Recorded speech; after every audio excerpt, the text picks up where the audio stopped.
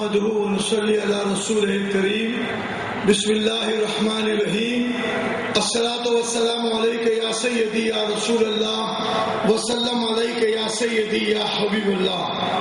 پیر طریقہ حضرت علامہ مولانا سید شاہ تراب القادری ناز جماعت صدر امیر جماعت اہل سنت پاکستان کراچی حضرات کہ وہ عوام الناس پاکستان کے عوام کو بتائیں کہ ریمنڈ ڈیوس کون ہے، اس کی ڈیوٹی کہاں تھی، پشاور میں تھی، اسلام آباد میں تھی، لاہور میں تھی. کیا ہم اس پر مقدمہ چلائیں گے؟ وہ امریکہ جا کر تو آسیہ پر بھی تو پاکستان میں مقدمہ چلنا چاہیے تھا، پھر وہاں مقدمہ نہیں چلنا چاہیے تھا. حکومت سوچ سمجھ کر فیصلہ کرے. یہ فیصلہ اگر حکومت نے غلط کیا تو حکومت کے اپنے تابوت میں آخری کیل خود ٹھونک دے گی. شکریہ. قادری کہتا ہے محبتوں کے ساتھ برہان حق و صداقت، دلیل فتح و نصرت، پیکر عفت، قاسم فیض ولایت علامہ سید شاہ تراب الحق قادری آپ سے مخاطب ہوں گے.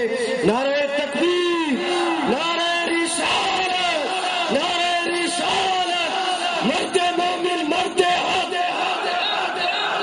مرد مومن مرد ہاد.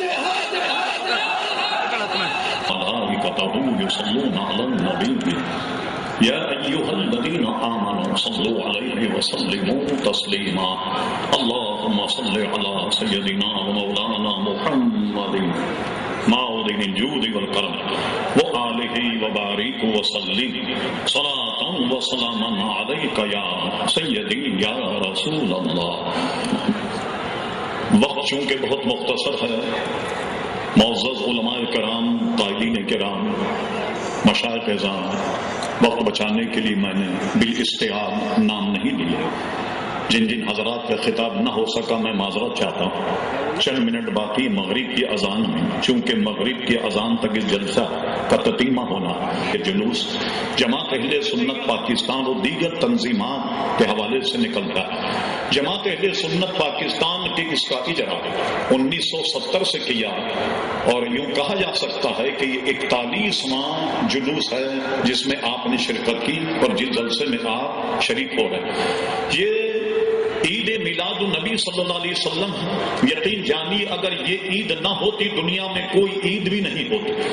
اس کائنات کو جو کچھ ملا ہے حضور علیہ السلام کے صدقے میں ملا، بلکہ یہ کہا جائے کہ یہ کائنات سجائی گئی نبی کریم صلی اللہ علیہ وسلم کے لیے غلط نہ ہوگا. استاد زمن شہین شاہ سخن مولانا حسن فرماتے نہ کیوں آرائشیں کرتا خدا دنیا کے سامان، تمہیں دولہا بنا کر بھیجنا تھا بزم امکان. اور اعلیٰ حضرت امام اہل سنت مولانا شاہ احمد رضا خان فاضل بریلوی رحمۃ اللہ علیہ فرما انہی کی بو مایا سمن اور انہی کا جلوہ چمن چمن، انہی سے گلشن مہک رہے، انہی کی رنگت گلاب میں. اور یہ واضح ہو کہ پاکستان بنانے والے عید میلاد النبی منانے والے علماء تھے جنہوں نے پاکستان بنایا.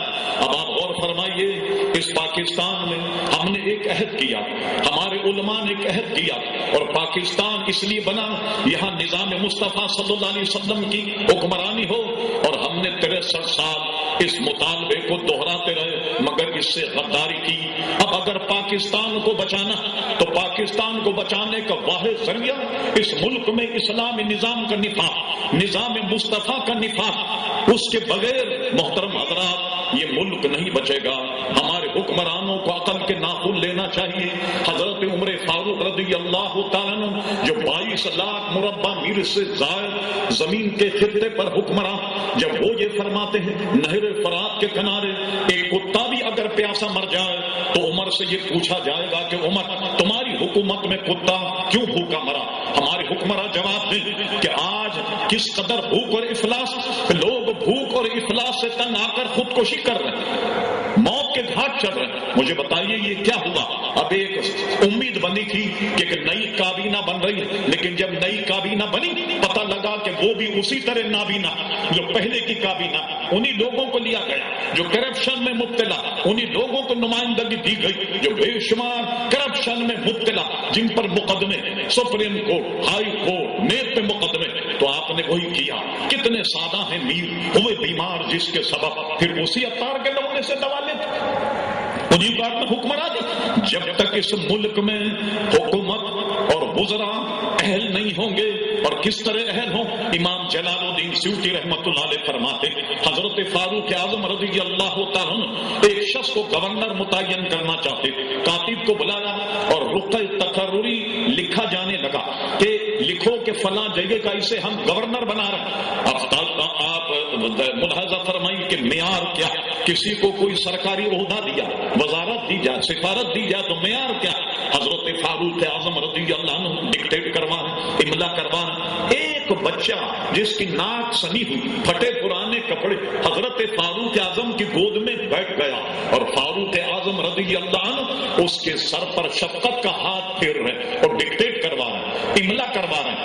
گورنر جو بننے والے ایک گندے بچے کو امیر المومنین کے گود میں بیٹھا دیکھا، وہ امیر المومنین رضی اللہ تعالیٰ عنہ کہ جن کا نام لیا جائے قیصر و کسریٰ کے قدموں کے نیچے سے زمین ہٹ جائے، اور ایک بچے پر شفقت کر رہے ہیں، اس سے رہا نہ گیا۔ اس نے کہا یا امیر المومنین، میرے 5-6 بچے مگر میں کسی کو قریب نہیں آنے دیتا، اور سب کو ایسا روک اور دبدبے رکھا تو میرے قریب نہیں آ سکتے، اور آپ اسے گندے بچے پر اتنی شفقت مہربانی کر رہے ہیں۔ فاروق اعظم رضی اللہ عنہ نے کاتب حکم دیا اس کا اپارٹمنٹ لے کر تقرر کا پھاڑ کر ڈال دیا جائے، یہ حکمراں اور امیر یا گورنر بننے کے لائق نہیں۔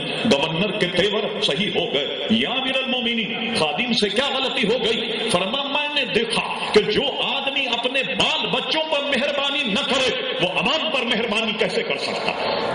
جو اپنے بال بچوں کو شفقت نہ کرے وہ عوام پر، اپنی غیا پر شفقت کیسے کر سکتا؟ حکمرانوں نوشتہ دیوار پڑھ لو، کیا تم نے دیکھا نہیں تونس کا کیا حال ہوا؟ کیا تم نے دیکھا نہیں مصر کا کیا حال ہوا؟ تمہارے بھی دروازے پر دستک دی جا رہی، اگر تم نے اپنی حالت نہیں سنبھالی اور تم نے اگر شریعت مطہرہ کا اسی طریقے سے ٹھٹا کیا تو دیکھیے نوشتہ دیوار کو پڑھ لیجئے کہ دوسری دنیا کے لوگ نہیں بچے تو تم بھی نہیں بچو گے۔ اور آپ نے دیکھا حکمرانوں کی غفلت، ایک مسئلہ اٹھ گیا ناموس رسالت، کتنا اس مسئلے میں کتنا پسو پیش کیا گیا۔ اللہ اکبر، کبھی بیان دیتے ہیں کہ بل واپس لے لیا گیا، کئی بیان دیتے ہیں کہ اس میں کوئی ترمیم نہیں ہوگی۔ خوب یاد رکھیے، آپ جب قوت دیکھی آپ نے عوام کی تو تب آپ نے باضابطہ قومی اسمبلی کے فلور پر اعلان کیا، اور آپ کی ایک MNA نے وہ بل کو واپس لیا۔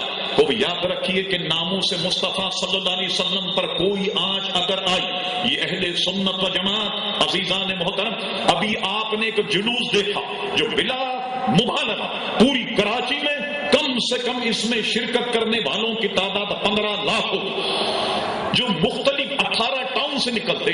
یہ تو ایک گریوی ہے اس جلوس کی جو جلسے میں آ گئی۔ باہر آپ دیکھیے کہ انسانوں کا سمندر، اگر تم نے روش نہ بدلی یہ سمندر اسی طریقے سے تمہارے گویا دروازوں پر دستک دے گا جیسا تم پہلے دے چکے۔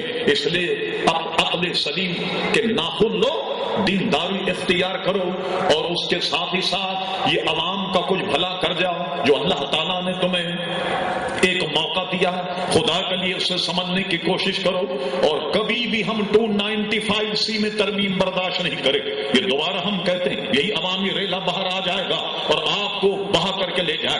بہت سے لوگ کہتے ہیں صاحب گورنر